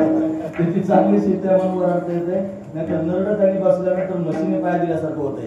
त्याच्यामुळे आवडच निघत नाही मला करावं लागतं मोठ्याने. म्हणून त्यांनी फार चांगली सिस्टीम म्हणून चांगलं म्हणता येते. मला वाटलं आता मला म्हणलं 4-5 त्यांनी कीर्तन शेवटचं कीर्तन जोड पण तिचा याच्यामुळे चांगलं बोलता यायला असू द्या. जाऊ पुढे ती भिके कुत्रे घर राखी ते नांदा नको सांगा अशी अवस्था तुकोबारायांची होती. म्हणजे त्यांनी आखडा विश्व दारिद्र्य त्यांनी होतं पण समाधान मात्र चेहऱ्यावर कायम स्वरूपी टिकून होतं. तुम्ही ऐकता सर्वजण? असली जर अवस्था आपल्या जीवनात असते तर समाधान त्यांनी आपल्या चेहऱ्यावर आलं असतं. आता आपले स्लॅब आहेत घर, त्यांनी पत्र्याचे सुद्धा नाही, स्लॅबचे घर आहे. सगळं खायला त्यांनी चांगलं 5 बोटं तुपात आहे. कसं काय असतील ते मला माहित नाही, पण त्यांनी सोन्याचा धूर निघतो म्हणतात काही लोकांच्या घरातून, अशी त्यांनी अवस्था आहे. पण तोंड पाहिलं का 12 वाजता कायमच असमाधान महाराज. का बरं असमाधान? त्याचं कारण सांगतो. त्याचं कारण रात्रंदिवस चिंतन कोणाचं? संसाराचं. म्हणून चेहऱ्यावर काय रात्रंदिवस दुःख. तुकोबारायांच्या चेहऱ्यावर समाधान का बरं? रात्रंदिवस ध्यान कोणाचं? पांडुरंगाचं. म्हणून त्यांनी चेहऱ्यावर समाधान सुद्धा कायम स्वरूपीचं. हा महत्वाचा विचार आहे. अरे बाह्य पदार्थ त्यांनी तुमच्या समाधानाला कारणीभूत नाहीत. तुमच्या चित्तामध्ये ध्यान कोणाचं आहे ते तुमच्या समाधानाला कारणीभूत आहे. म्हणून जर भगवंताचं ध्यान करत असाल आणि बाहेरची परिस्थिती फार बिघडलेली असली तरी समाधान मात्र तुमच्या चेहऱ्यावरचं घडायचं नाही. आणि देवाच्या दयेनं सगळं मिळालेलं असलं आणि चिंतन जर त्यांनी संसाराचं चालू असलं तर कधीच समाधान प्राप्त व्हायचं नाही. हे सिद्धांतासारखे मुद्दे लक्षात ठेवले पाहिजेत. कायमस्वरूपी हे त्यांनी आठवणीत ठेवले पाहिजे. म्हणून त्यांनी काय केलं पाहिजे, जर तुम्हाला सुखी व्हायचं असेल, जर तुम्हाला समाधानी व्हायचं असेल, कायमस्वरूपीचं समाधान जर प्राप्त करून घ्यायचं असेल तर पहिल्या चरणातला त्यांनी असणारा सिद्धांत लक्षात ठेवा. आणि लक्षात ठेवून त्यांनी महाराज बाकीचं सगळं गपाळ बाजूला करा आणि पांडुरंगाचं स्मरण करा, म्हणजे सुखी व्हाल पांडुरंगासारखे महाराज वर्णन करून सांगतात.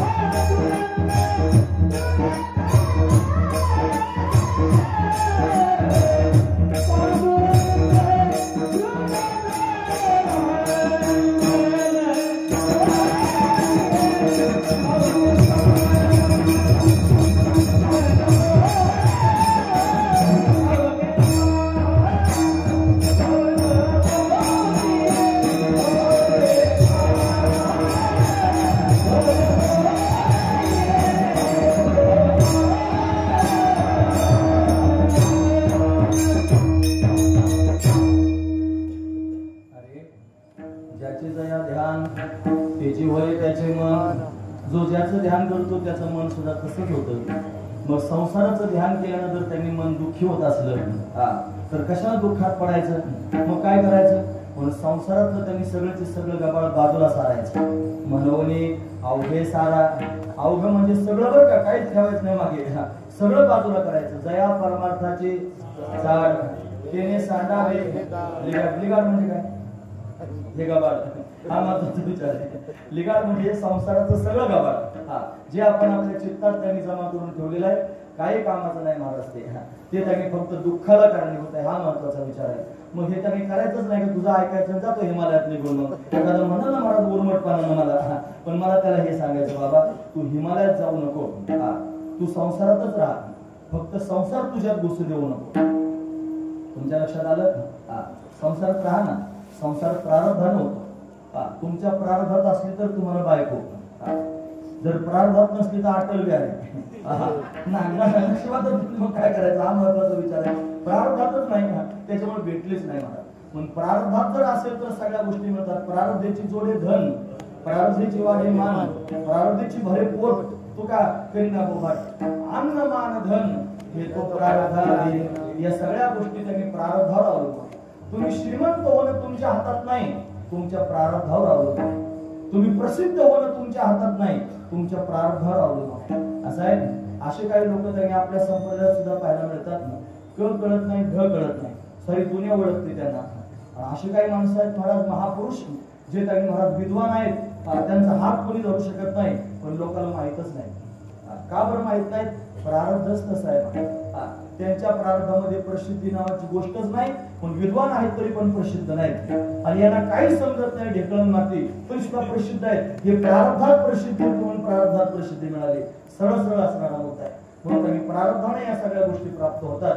म्हणून त्यांनी अवघे सारा म्हणण्याचं तात्पर्य असं आहे. आणि हे सगळं संसाराचं जे चित्र आहे ना, त्याच्या विरुद्ध झटे खात बसू नका. तुमच्या कपाळात असेल तर तुमच्या पायावर लोळण घालीत येईल, हा महत्वाचा विचार आहे.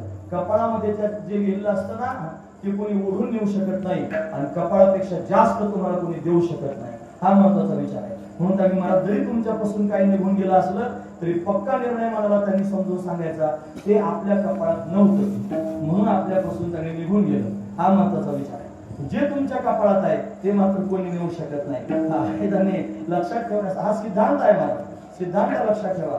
असा जर सिद्धांत लोकांना पटला तर लोक समाधानी होतील, खरंच सुखानं जगतील. नाहीतर त्यांनी 8 तास करून करिता बरोबरी बरोबर, हातपाय फोडून फोडून संसार जमा करायच्या नादी जर लागला तर जन्म संसार मिळवता मिळवता त्यांनी जातो, जन्मही हातातून निघून जातो, शेवटी संसारही सुटून जातो. काहीच येत नाही. तेल गेलं तूप गेलं, हाती दुपाटणी आलं. घोडं गेलं त्यांनी दुकानात, बायकोनी पाठवलं म्हणजे यादी दिली लिहून, तेल आणा तूप आणा, आणि हे सगळं त्यांनी हातात ते दुपाटणे म्हणजे ते धूप त्याच्यात पेटवतात की नाही, त्याला असं खालून एक वाडग्यासारखं असते, वरून एका वाटणीसारखं असते, त्याच्यात ते धूप तयार करतात आणि मग सगळ्या घरात त्यांनी फिरवतात.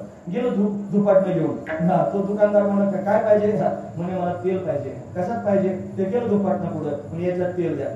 घेतलं तेल, मग शेंगदाणे घेतले, गुळ घेतला, साखर घेतली, सगळं काय घ्यायचं घेतलं. आता त्यांनी म्हणलं मला तूप घ्यायचंय, कशात देऊ, हे काय मला हे धुपाटणे त्याच्यात तेल घेतलं होतं आधी, ते असं पालथं केलं, आणि पालथं केल्यानंतर तेल तिथं सांडलं, आणि दुसऱ्या बाजूला तूप घेतलं आणि तूप घेऊन घरी गेला. घरी गेल्यानंतर सगळं साहित्य त्यांनी होतं, त्याच्यात तेल नव्हतं. मग त्यांनी बायकोने विचारलं, ते सगळं घेऊन आले, तूप आणलं, सगळं आणलं, तेल कुठं आहे, हे काय मला तेल आहे, ते तूप तिच्या पुढे नेऊन पाहिलं. नाही कळलं तुम्हाला, म्हणजे तेल गेलं आणि तूप गेलं, हाती दुपाटणं आलं. असंच आहे, हा सरळ सरळ मुद्दा आहे मला. तेलही गेलं आणि तूपही गेलं. तसं त्यांनी मला सगळं आयुष्य संसार जमा करता करता गेलं, ते गेलं, आणि तो संसार जमा केला, गेल्यावर तोही हाताला लागला नाही, म्हणजे तोही गेला.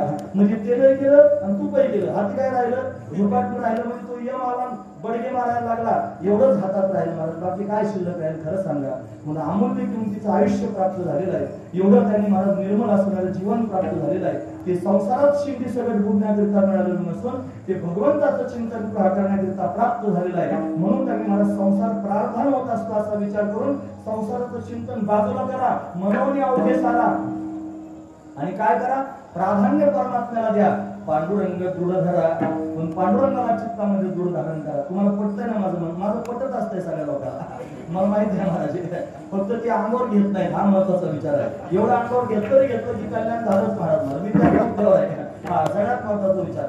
मग काय महाराज, तुम्हाला तू काय शाजूक आहे का, काय मी पण तुमच्यासारख्या संसारिकच आहे का, पण मला ते मला माझं कौतुक नाही सांगायचं. पण वस्तुस्थिती मात्र अशीच आहे की आपण जेवढा संसाराचा विचार करू तेवढं जास्त दुःख होतं मला. पण संसारातून बाजूला पडलं की भगवंताची कृपा झाल्यावर ह्या सगळ्या गोष्टी आपण करतात. हे समजून सांगणारे फार दुर्लभ असतात. कोणी कोणाला समजून सांगायला मोकळं नाही. हिंगणार शिंगणार करून 2 तासाचं कीर्तन करून मला जाता येईल महाराज निघून, विनोद करायचे, तुम्हाला हसवायचं, ह्या करायचं, जायचं निघून. म्हणजे त्याने तुम्ही खुश, मी पण खुश, असलं कीर्तन नसतंय. जीव तोडून त्यांनी जर काही सांगत असला समोरचा, तर तो आपल्या करता सांगतोय असं लक्षात घेतलं पाहिजे. कीर्तन ऐकत असताना काही महाराज लोकांमध्ये का बरं बदल होत नाही, त्याचं कारण असं आहे, ऐकणाऱ्या लोकांच्या मनात भाव असतो, हे जे चाललंय ना सगळं, हे या सगळ्या लोकांकरता चाललंय, आपला काय संबंध नाही. असं जोपर्यंत असतं ना तोपर्यंत कीर्तन परिवर्तन करणार नाही. पण ज्या दिवशी कीर्तन ऐकणारे सगळे लोक ज्यावेळेला विचार करतील की हे कीर्तन लोकांचं काही असो, माझ्याकरता चाललंय, ऐकणारा प्रत्येक माणसाच्या मनात जर विचार असेल हे कीर्तन माझ्याकरता चाललंय, तर हे कीर्तन निश्चित जीवनात परिवर्तन केल्याशिवाय राहणार नाही. सामर्थ्य कीर्तनात आहे, हा महत्वाचा विचार आहे. म्हणून हे कीर्तन तुमच्या समोर सांगताय, मनोनी अवघे सारा. बाकीचे मग तो कोणी असो, ब्रह्मदेव असला तरी बाजूला करा, मग कोणाला ध्यान करा, पांडुरंग तुझा धरा. पांडुरंगाचं अशा पद्धतीने चित्तामध्ये ध्यान करा, मग तो पांडुरंग परमात्मा सुखरूप आहे. मग तुमच्या मनानं जर पांडुरंगाचं ध्यान केलं तर तुम्ही सुद्धा कशी व्हाल, सुखरूप व्हाल. हे सुखाला की करे शीतळ मळ, तर तो पंढरीशी जाई कबीर, मग तू अवघाची सुख होशी, जन्मजन्मीची दुःख विसरशी. सुखाकरता जर तळमळ करत असाल तर पंढरीला जा, पंढरीच्या पांडुरंगाचं ध्यान करा, सगळं चित्त पांडुरंगाजवळ त्यांनी द्या. मग सुखरूप पांडुरंगाचं चिंतन करता करता काय होईल, तुम्ही स्वतः सुखरूप होऊन जाल. हा दिव्य असणारा संदेश साधू संत आपल्या समोर वर्णन करून सांगतात.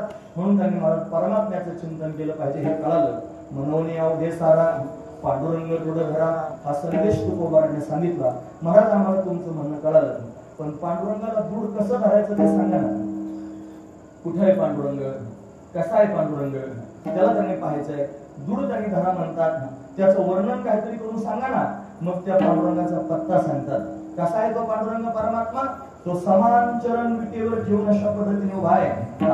खरं तर तो आकाशापेक्षा व्यापक आहे, तो अणुपेक्षाही सूक्ष्म आहे, असं त्याचं स्वरूप आहे. पण तो परमात्मा त्यांनी भक्तांवर कृपा करण्याकरिता सगुण साकार होऊन विटेवर उभा आहे. म्हणून विटेवर उभा असणाऱ्या परमात्म्याच्या चरणांना चित्तामध्ये धारण करा, हे सांगण्याचं तात्पर्य महाराज अभंगाच्या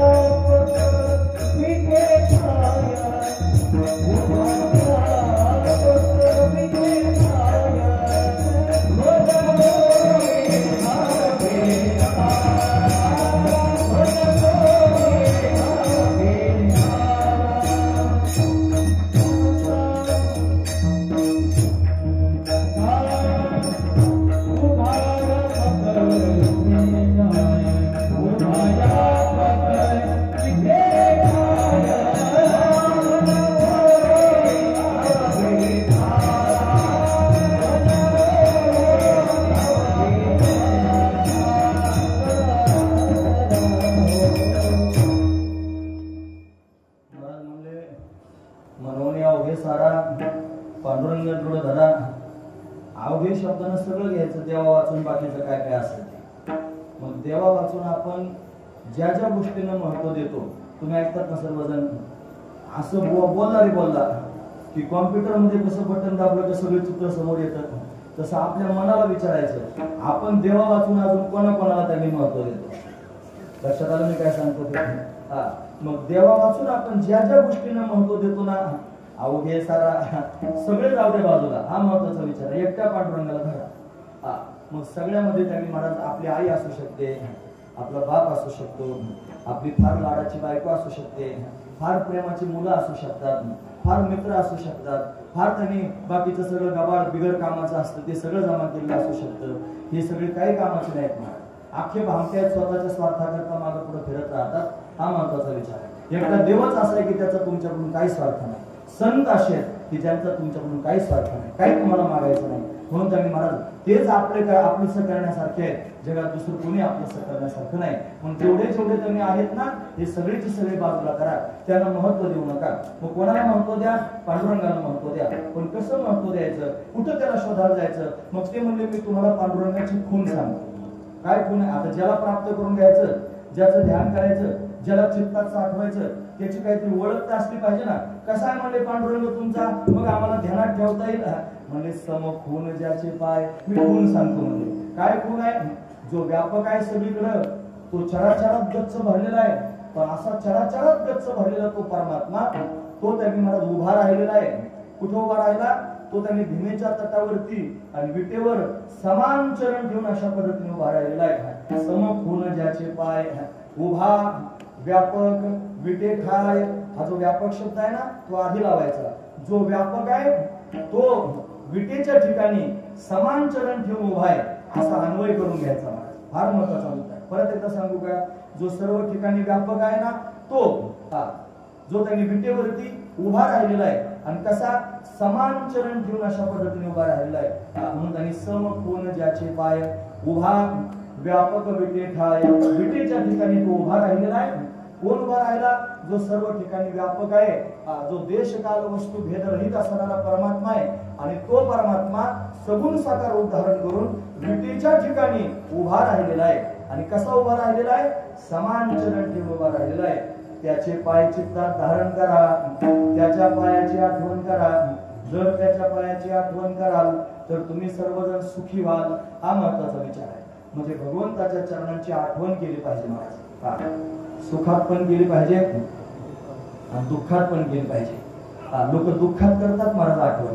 काही दुःखाचा प्रसंग जीवनात आला की मग देव आठवतो. उगा आमोशेची रात्र असावी आणि मसरवाट्या जोडून त्यांनी जायचा प्रसंग असून रात्रीचे 12 वाजून गेलेले असावे, मग त्याचा रामच बंद होत नाही. राम राम राम राम राम राम राम राम आबरा गोबरा होऊन त्यांनी राम राम म्हणत जातो. कुठपर्यंत म्हणतो माहितीये? ते घरापर्यंत जाऊस तर म्हणतो. बरं, घरापर्यंत जाऊस तर अंगणात गेला तरी म्हणतोच महाराज. कुठपर्यंत म्हणतो माहितीये? ते दरवाजा त्यांनी वाजवतो, मग दरवाजा वाजवला तरी पण म्हणतच राहतो. जेव्हा दरवाजा वाजवल्यानंतर आतून आवाज येतो ना, कोण आहे? म्हणजे कोणतरी जागा झालं. हा महत्वाचा विचार. असा आवाज आतून आला याचा राम बंद होऊन जातो. मग म्हणतो मेरे, मी मेरेच म्हणतो फक्त पुढे मला काय पिक्चरची गाणी म्हणायची पण तू असंच म्हणतो. आता माझ्या अंगात तुझं काय काम आहे रामा? आतापर्यंत काम होतं की नाही? भ्याव वाटत होतं, फार कष्ट वाटत होते, फार त्रास होत होता. आणि मग त्यांनी रस्त्याने चालला होता. रामाची गरज होती तोपर्यंत राम राम म्हणत होता. रामाची गरज संपली, राम म्हणायचा बंद झाला. म्हणजे अंगाला आला ताप, देवा तुम्हाला बाप. अंगाचा गेला ताप, मी देवाचा बापाचा बाप. अशा अवस्था त्यांनी होते की नाही? ही समाजाची रीत आहे. म्हणून परमात्म्याचं त्यांनी चिंतन करायचं, भगवंताचे पाय आठवायचे. म्हणजे कधी आठवायचे? फक्त आपल्या हिताचं काम पडलं की मग आठवायचे आणि हित पूर्ण झालं की मग विसरून जायचं असं नाही. मग काय करायचं? अखंड चिंतन विठोबाचे, अखंड भगवंताच्या चरणांचं ध्यान करायचं. मला हा महत्वाचा विचार आहे.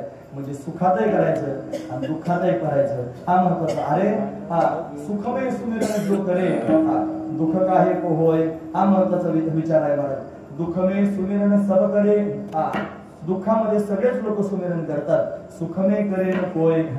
दुःखात सगळे स्मरण करतात भगवंताचं, सुखात मात्र कोणी स्मरण करत नाही. जो सुखमे सुमिरन करे तो दुःख काहे को होय. जे सुखात भगवंताचं स्मरण करतात त्यांना दुःख होईलच कशाला, हा महत्वाचा विचार आहे महाराज. मग देवाच्या दयेने जर 4 सुखाचे दिवस आपल्या जीवनात आले असतील तर असा विचार करा, त्या देवामुळे मला चांगले दिवस आलेले आहेत. काही लोक शून्यातून मोठे होतात महाराज, आणि मोठे झाले की उन्मत्त होतात. मग त्यांना वाटतं मी म्हणजे काहीतरीच झालो, अशी अवस्था त्यांनी तयार होत असते. म्हणजे शून्यातून वरती आले त्यांनी पाय मात्र जमिनीवर ठेवले पाहिजेत आणि विचार केला पाहिजे माझ्याकडे काय होतं. त्या भगवंतानं माझ्यावर कृपा केली, भगवंतानं माझ्यावर दया केली, म्हणून माझ्या जीवनात चांगले दिवस आले. देवा तुझ्यामुळे चांगले दिवस आले असं सुखात जर म्हणला तर त्याच्या जीवनात दुःख कधीच होणार नाही महाराज. सगळ्यात महत्त्वाचं लक्षात घेण्यासारखं सुखमे सुमिरन सब करे, दुःखमे सुमिरन सब करे, सुखमे करे न कोय. जो सुखमे सुमिरन करे तो दुःख काहे को होय. म्हणून सुखातही भगवंताचं त्यांनी महाराज चिंतन केलं पाहिजे आणि दुःखातही भगवंताचं चिंतन केलं पाहिजे. विठ्ठल सुखा विठ्ठल दुखा तुकया मुखा विठ्ठल. म्हणून विठ्ठलच विठ्ठल जीवन झालं पाहिजे. विठ्ठल बाप माये चुलता, विठ्ठल भगिनी आणि भाता, विठ्ठल विनचार नाही बेटा, तुका म्हणे आता नाही दुसरे. म्हणून दुसरं विठ्ठला वाचून काही शिल्लकच राहू नये. प्रत्येक स्थितीमध्ये त्यांनी विठ्ठलाची चिंतनाची अवस्था कायमस्वरूपी ठेवली पाहिजे, ती ढळता कामा नये. सगळ्या अवस्थेत त्यांनी महाराज भगवंताचं चिंतन करता आलं पाहिजे. असं जर कराल ना महाराज तर परमात्मा उभा राहील, परमात्मा संकटात सोडवण्याकरिता येईल, परमात्मा सुखी तुम्हाला केल्याशिवाय राहणार नाही. हा विठ्ठल उभा असणारा जो देव आहे ना महाराज, हा समान चरण ठेवून उभा आहे. ते म्हणजे समखून ज्याचे पाय. हे सम का बरं म्हणले माहिती आहे तुम्हाला? त्याचं कारण असं आहे, याच्याकडे जाणारे काय फक्त आपणच आहोत असं नाही, सगळ्या प्रकारचे जातात. म्हणजे श्रीमंत पण जातात, गरीब पण जातात, ज्ञानी पण जातात, अज्ञानी पण जातात, पापी पण जातात, पुण्यवान पण जातात. मग तो कधी असं करतो का? श्रीमंत त्यांनी मनुष्याला या या या या या फार त्याचं कौतुक करतो. आपण करतो ना, एखादा श्रीमंत आला की फार लाज सोडून देतो आणि मग त्याच्या समोर लाला लाला करायला सुरुवात करतो. असं होतं की नाही महाराज? आता माझा राग येत असल्यामुळे मोर आला मी काय करू त्याला. पण वस्तुस्थिती हीच आहे महाराज. कोणी त्यांनी मोठा मनुष्य त्यांनी आला की मग त्याच्या मनामध्ये ते फार मोठे आहेत असा विचार करतो आणि गरीबाला काहीच किंमत देत नाही. हा महत्वाचा विचार. अरे जो श्रीमंताला गरीबाला समान समजतो तो भगवंताची विभूती आहे. लक्षात ठेवण्याचा मुद्दा आहे. जो काही महाराज सगळ्यांना समान अशा दृष्टीने पाहतो ती भगवंताची विभूती आहे. पण परमात्मा कसा आहे? तो त्यांनी महाराज श्रीमंताला गरीबाला समान ठेवतो म्हणून समखून ज्याचे पाय. तो परमात्मा कसा आहे? ज्ञानी अज्ञानी दोन्ही पण समोर आले तरी त्यांना समान न्याय देतो असा त्यांनी महाराज म्हणून समखून ज्याचे पाय. तो पापी आणि पुण्यवान जरी आले तरी पण सर्वांना समान दृष्टीने पाहतो म्हणून समखून ज्याचे पाय. खून सांगताना सम शब्द सांगितला, पण दुसरीकडे जाऊ नका, बाकीचे काय त्याचे रूप नाहीत का महाराज? हा महत्वाचा विचार आहे. त्या परमात्म्याचे अनेक रूप आहेत, पण तुकोबारांनी बाकीच्या रूपांचं वर्णन केलं नाही. ते त्याच्या सगळ्या लोकांना हात उंच करून त्यांनी सांगतात, हे सांगतो तुम्हासी भगवान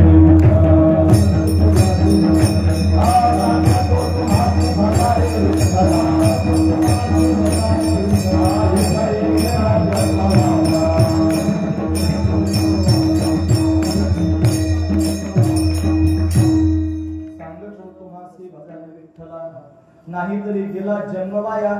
ते दुसरं का बरं नाव घेतलं नाही, विठ्ठलाचंच का बरं नाव घेतलं? त्याचं कारण आहे महाराज, अनेक भगवंताचे रूप आहेत. एकच परमात्मा आहे, अनेक रूप धारण करतो. बघा तो त्यांनी उत्तर प्रांतामध्ये जर जाऊन आपण पाहिलं तर बद्रीनाथाच्या रूपाने बसलेला. तुम्ही गेले नाही बद्रीनाथला? कसा बसलेला आहे? तो त्यांनी डोळे बंद करून अशी ध्यान मुद्रा लावून त्यांनी बसलेला आहे. त्याचे डोळे बंद आहेत, त्याची मुद्राच वेगळी आहे. पुढे खाली आले की तो श्रीनाथ भगवंताच्या रूपाने त्यांनी उभा आहे. राजस्थान मध्ये श्रीनाथ भगवान, तो त्यांनी देवळा चरण अशा पद्धतीने उभा आहे. त्याच्यापेक्षा वृंदावनात गेले तर तिथं प्रत्यक्ष बाकी बिहारीच त्याला त्यांनी अशा पद्धतीने म्हणतात. तुम्ही जर उत्तर प्रांतामध्ये गेले, तुम्ही जर पूर्व दिशेने त्यांनी गेले तर तो जगन्नाथ झालेला आहे. जगन्नाथ म्हणतात. तिथं जगन्नाथाची मूर्ती आहे, सुभद्रेची मूर्ती आहे आणि बलरामाची मूर्ती आहे. मूर्ती मोठी विचित्र आहे. कशी काय? अशी आखडलेली मूर्ती आहे, असं आखडून त्यांनी बसलेलं आहे. अशी मूर्ती का बरं असेल? म्हणतात की सुभद्रा आणि बलराम आणि भगवान श्रीकृष्ण परमात्मा हे तिघे जण त्यांनी महाराज ऐकत होते. काय ऐकत होते? भगवंताच्या त्यांनी महाराज अनेक माता आहेत, म्हणजे 7 पत्नी होते वसुदेवाला. हा महत्वाचा विचार. त्याच्यामध्ये सुद्धा त्यांनी मला रोहिणी नावाची असणारी पत्नी होती. ही जी रोहिणी आहे ना, ती रोहिणी आणि भगवंताच्या बाललीला आणि सर्व लोकांच्या समोर सांगत होती. आता आपल्याविषयी जर कोणी एखादा माणूस सांगत असला आपल्या परस्पर, तर आपल्याला त्यांनी आतमध्ये लाडू फुटतात, माझं सांगताय, चांगलं सांगताय, मग ते काय सांगताय असं कान उंच करून ऐकताय. हा महत्वाचा विचार. तसं देवाविषयी सांगत होते, मग देव ऐकत होता, मला लपून ऐकत होता. आणि ऐकता ऐकता त्यांनी मला ऐकण्याकरिता असा संकुचित होऊन बसला होता ना, तसाच झाला महाराज. हा महत्वाचा विचार आहे. मग त्याचं कसं रूप आहे तिथं, हे अशा पद्धतीचं रूप आहे. तो पश्चिम दिशेला जर पाहिला ना, तर 4 हात घेऊन अशा पद्धतीने उभा आहे द्वारिकाधीश. त्याच्या पायाजवळ सनकाधिक संत आहेत. यात्रेला जाणारे हे सगळी मंडळी आहेत, ते त्यांना विचारा, म्हणजे सगळ्या ठिकाणचे देव तुम्हाला पाहायला भेटतील. तो दक्षिण प्रांतामध्ये काय बालाजीच्या रूपाने अशा पद्धतीने उभा आहे. हा श्रीमंत असणारा देव आहे, त्याला 4 हात आहेत. असे ते खोप्यात खोपे लांबला काय म्हणतात, तिथे दिवे लावलेले, तर त्या दिव्याच्याच प्रकाशात त्याला राहायचं. आपल्यासारख्याला जवळ जायला चान्स नाही, म्हणजे पायाला हात लावायचा आणि पायावर डोकं ठेवायचं आणि विसरूनच जा म्हणतात. ते आपल्याला कधीच जाता येणार नाही. असे सगळेचे सगळे देव आहेत. तुम्ही वृंदावनात गेलं की गाय पडदे लावून घेतात, आहे की नाही? खरं सांगा, तुम्हाला बद्रीनाथाला गेले तरी तुम्हाला हात लावता येत नाही. तुम्ही जगन्नाथपुरीला गेले तरी लांबून पाहावं लागतं की असं उभं राहिलेलं आहे. तुम्ही द्वारकाधीशाला पाहायला गेलो तर आम्ही गेलो होतो आणि तिथं त्यांनी त्याचा नैवेद्य होता. 11,000 रुपये नैवेद्याचे होते. असे मोठाले ताट होते महाराज, काय सांगायचं. त्याच्यामध्ये पक्वानच पक्वान नव्हते. म्हणून किती खात असेल, काय खायला लिमिट असावं महाराज. एवढं त्याला खाण्याकरता हेच होते पैसे द्यायचा. पण अशा पद्धतीनं एवढे ताट भरून ठेवले होते, एवढे भोग आहेत, पण हात लावायला मात्र तुम्हाला मुभा नाही. हा महत्वाचा विचार आहे. बालाजी जवळ गेले की हात लावता येत नाही. कुठेही जा तोच आहे, पण त्याला स्पर्श करता येत नाही. त्याचं दर्शन जवळून घेता येत नाही. आणि पंढरीत या, खरं सांगतो, बारी लावून का होईना, पण पायावर डोकं ठेवता येत नाही. म्हणून म्हणते सांगतो तुम्हासे भजारे विठ्ठला, नाहीतरी गेला जन्म वाया. म्हणून विठ्ठलाला भजा. आणि तो सगळ्यांकरता आहे आणि समान चरण घेऊन त्यांनी उभा आहे. पडदे लावित नाही, लांब लोटीत नाही, त्याची टायमिंग नाही महाराज. आता 24 तास दर्शन चालू आहे. 24 तास म्हणे तो विश्रांती करतो, तो झोपला. अरे त्याला झोपायला परवानगीच नाही. त्याला सांगितलं उभा राहा, आणि तो उभाच राहिला महाराज. कमरेवर हात देऊन असाचे असा उभा. योगे झाले 28. अजून का ना मनशी बळीस, अजून सुद्धा पुंडलिकराय त्याला बस म्हणले नाही. हा महत्वाचा विचार आहे महाराज. म्हणून पुंडलिकाच्या भावार्था गोकुळा होणी झाला येता, निज प्रेम भक्ती भक्ता घ्या घ्या आता म्हणत असे. म्हणून पुंडलिकाकरिता आला. पुंडलिकानं बांधून टाकला साधू संत रागावले. कार्य पुंड्या मातलासे उभे केले विठ्ठलासे. रागून त्यांनी म्हणले कार्य तू उन्मत्त झालास. आणि विठ्ठलाला त्यांनी उभं केलं. अजून त्यांनी बस म्हणत नाही. म्हणून कीव देवाची त्यांनी येते, पण तो मात्र तसाच उभा आहे. आणि कोणाकरिता उभा आहे? आपल्याकरिता उभा आहे. फक्त आपल्या पोटात भाव असला पाहिजे उभा भाविकासाठी. तो आपल्या सगळ्यांचा बाप आहे महाराज. बाप माझा दीनानाथ वाट भक्तांची पाहात, म्हणून कर ठेवून या कटी उभा चंद्र भागे तटी. गळा वैजयंती माळा रूप डोळस सावळा, तुका म्हणे भेटावया सदा असावल्या बाह्या. असा असणारा हा परमात्मा आहे. म्हणून त्या परमात्म्याचं चिंतन करायला तुकोबऱ्या सांगतात. समपूर्ण ज्याचे पाय, ज्याचे पाय त्यांनी आहेत समान, जो व्यापक आहे आणि तो परमात्मा त्यांनी विटेवरती उभा राहिलेला आहे आणि समान चरण घेऊन उभा राहिलेला आहे. तो पांडुरंग परमात्मा चित्तात धारण करा.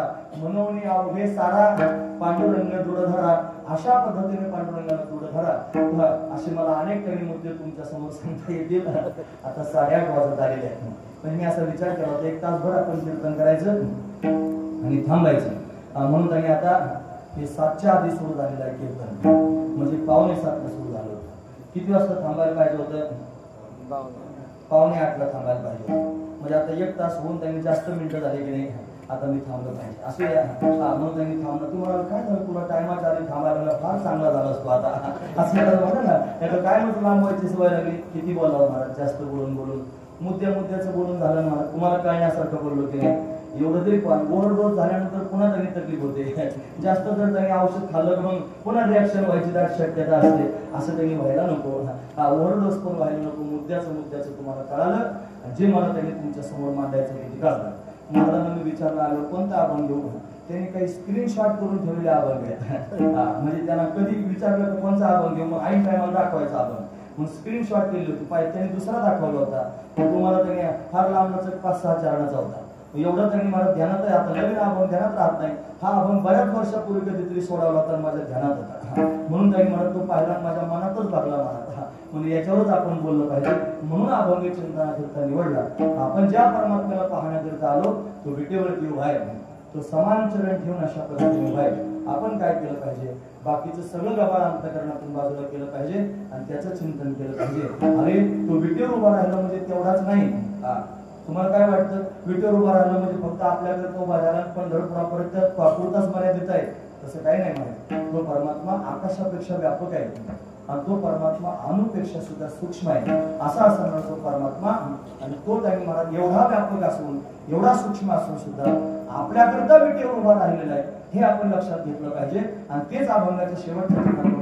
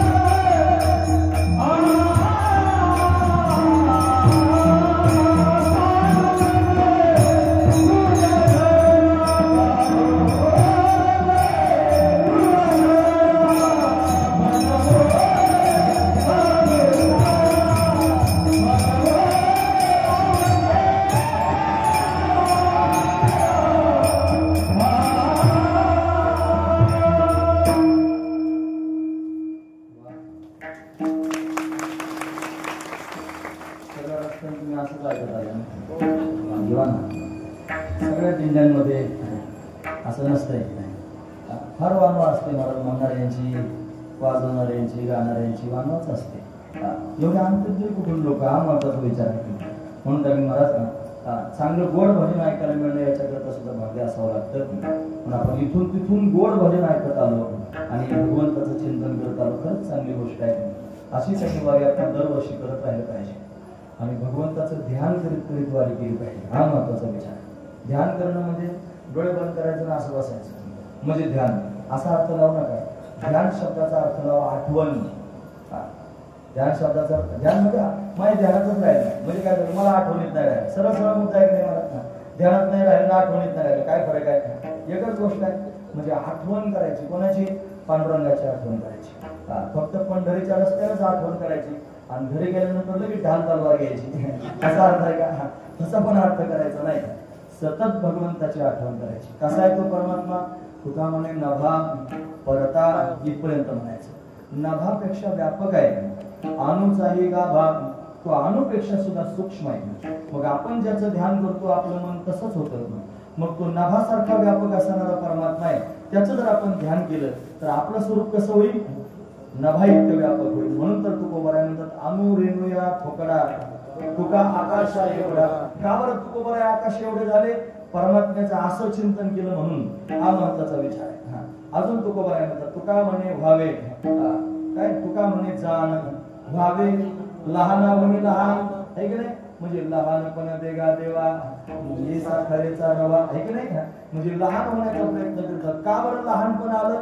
तो परमात्मा एवढा सूक्ष्म आहे, त्याचं चिंतन करता करता सूक्ष्म झाले. पण भगवंताच्या चिंतनानं त्यांनी सूक्ष्म होता येईल, भगवंताच्या चिंतनानं व्यापक होता येईल. भगवान जसा आहे तसंच त्यांनी होता येईल. हा महत्वाचा विचार आहे. भगवान सुख स्वरूप आहे की नाही, त्याचं चिंतन करता करता तुम्ही सुखी व्हाल. भगवान सत्य स्वरूप आहे ना, त्याचं चिंतन करता करता तुमचं सत्य स्वरूप प्रत्यक्ष प्रगट होईल. परमात्मा त्यांनी महाराज जसा आहे आणि तसंच तुमचं स्वरूप आहे. हा महत्वाचा विचार आहे आणि ते या चिंतनाच्या माध्यमातून त्यांनी प्रगट होईल. हा महत्वाचा विचार. अंतरेची ज्योती प्रकाशली दीप्ती मुळी जिथे होती आच्छादिली तेथीचा आनंद ब्रह्मांडीन समाये उपमेशिकाय देव सुखा भावाचे मथले निर्गुण संचले तेहे उभे केले विटेवरी तुका म्हणे आम्हा ब्रह्मांड पंढरी प्रेमाची जी थोडी साठवण. हा महत्वाचा विचार. जसं आपण भगवंताचं ध्यान करू आणि तसंच आपलं मन त्यांनी होईल. हे मन रामाचं चिंतन करता करता राममय होत असतं. हा नियम आहे महाराज. मी सांगतो असं नाही. अनेक साधू संतांची वचन आहेत.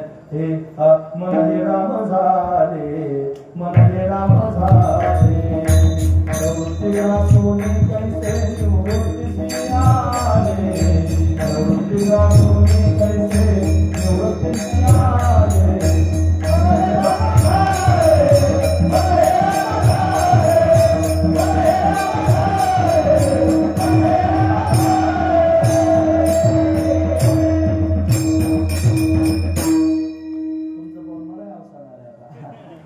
संपायच्या कामाला झालं नेमकं. मन हे राम झाले, मन हे राम झाले. केव्हा राम झालं?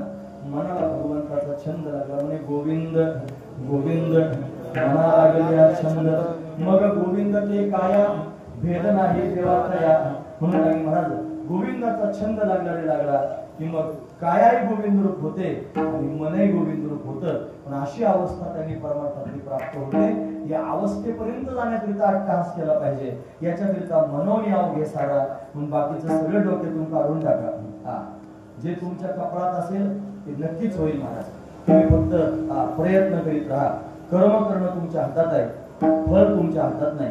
भगवंतानं स्वतः सांगितलं कर्मण्येवाधिकार असते मा फलेषु कदाचन मा कर्म फल हेतुर्भुर माते संगोस्त्व कर्मणी. असं त्यांनी भगवंतानं स्वतः सांगितलं. तू कर्म करीत राहा, कर्माच्या फळाची अपेक्षा करू नको. कर्माचं फळ देणारा मी आहे.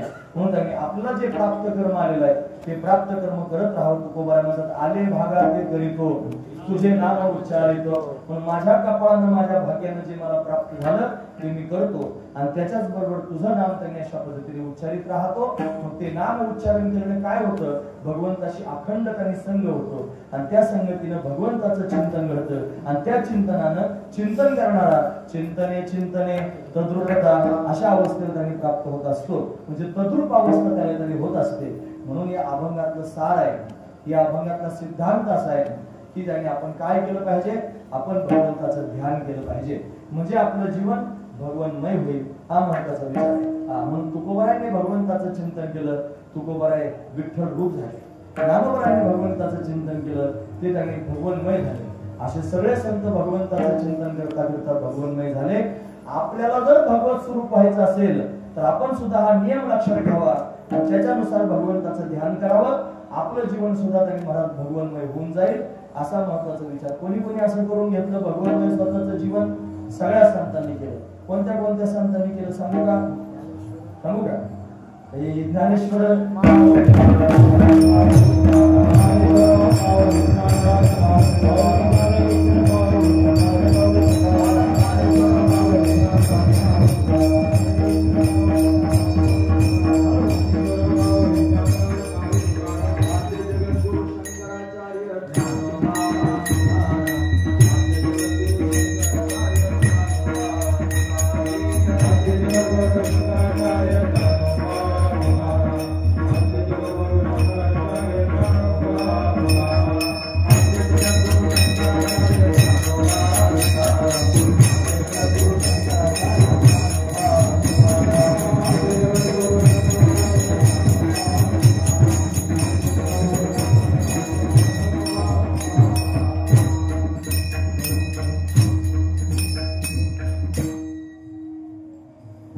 ज्याचे दया ध्यान त्याचे होय त्याचे मन म्हणून यावे सारा पांडुरंग दृढधरा समपूर्ण ज्याची पाय उभा व्यापक विटे ठाय म्हणून यावे सारा पांडुरंग दृढधरा तुका म्हणे नभा परता अनुसाही गाभा म्हणून यावे सारा पांडुरंग दृढधरा यथामती अवकाश भगवंताची सेवा करण्याचा प्रयत्न केला. झालेली सेवा भगवंताच्या चरणी हनुमंतरायांच्या चरणी त्यांनी समर्पित करून याच ठिकाणी थांबूया. तास दीड तास बसून तुम्ही माझी बडबड ऐकून घेतली. तुम्हा सर्वांच्या अंतकरणापासून धन्यवाद. गुणवान मंडळी खरंच सुंदर साथ केली. तुम्हा सर्वांच्या अंतकरणापासून धन्यवाद. साऊंड सिस्टम सहज आहे, मला चांगलं बोलता आलं म्हणून त्यांच्या अंतकरणापासून धन्यवाद. सगळे महाराज मंडळी समोर बसलेले आहेत. फार मोठ्या मनानं त्यांनी श्रवण करत आहात. तुम्हा सर्वांच्या चरणावर मस्तक ठेवतो. मस्तक माझा पायावरील या वारकरी संतांच्या मग सगळ्यांच्या चरणावर मस्तक ठेवून थांबतो. बोलण्यासारखं जरी परत असलं तरी सुद्धा आता 2 तास होतच आले म्हणा. मग 10 मिनिटं कमी येत नाही तर 2 तास झालेच म्हणायचं आहे की नाही. अजून 10-5 मिनिटं बडबड करू शकतो मी, पण नकोच आता. म्हणून त्यांनी थांबणं गरजेचं आहे. मला आता त्यांनी थांबावंसंच वाटतं लक्षपूर्वक ऐका. म्हणून आपण सर्वांनी श्रद्धेने श्रवण केलं असं श्रवण करा. अभंगाचा संदेश आपल्या मनामध्ये साठवा. म्हणून बाकीचं गाभा जर मनामध्ये घडलं असलं तर बाजूला करा. तुम्हाला जर अजून संसाराचा अनुभव आला नसेल तर संसार गोडच लागेल ना. संसार ज्या टायमाला त्यांनी अनुभव द्यायला तयार होतो ना त्या टायमाला आपोआप माणूस संसारापासून बाजूला होतो. हा महत्वाचा विचार. एकदा अनुभव आला ना संसारातला माणूस म्हणतो नकोच मग. त्याची त्यांनी जाणीव झाली ना मग जगाचे रंगच पाहावेशी वाटत नाही ना. हे जगत के रंग क्या देखो तेरा दीदार काफी है. जगाचे काय रंग बघत बसतात, भगवंताला त्यांनी पाहणं हेच समाधानकारक आहे. हा महत्वाचा विचार आहे. मग अशा पद्धतीने त्यांनी महाराज भगवंतमय होऊन जाल. अनुभव घेत घेत भगवंताला प्रार्थना करा, देवा अशी अवस्था मला प्राप्त होऊ दे. भगवान कृपा करून त्या अवस्थेपर्यंत घेऊन जात असता असू द्या. म्हणून त्यांनी झाली सेवा पुनश्च भगवंताच्या चरणी समर्पित करतो. चाल झालीच आहे सगळे करतो आणि मोठं प्रेमानं भगवंताचं चिंतन करतो. ते कसं हे विठ्ठल जय जय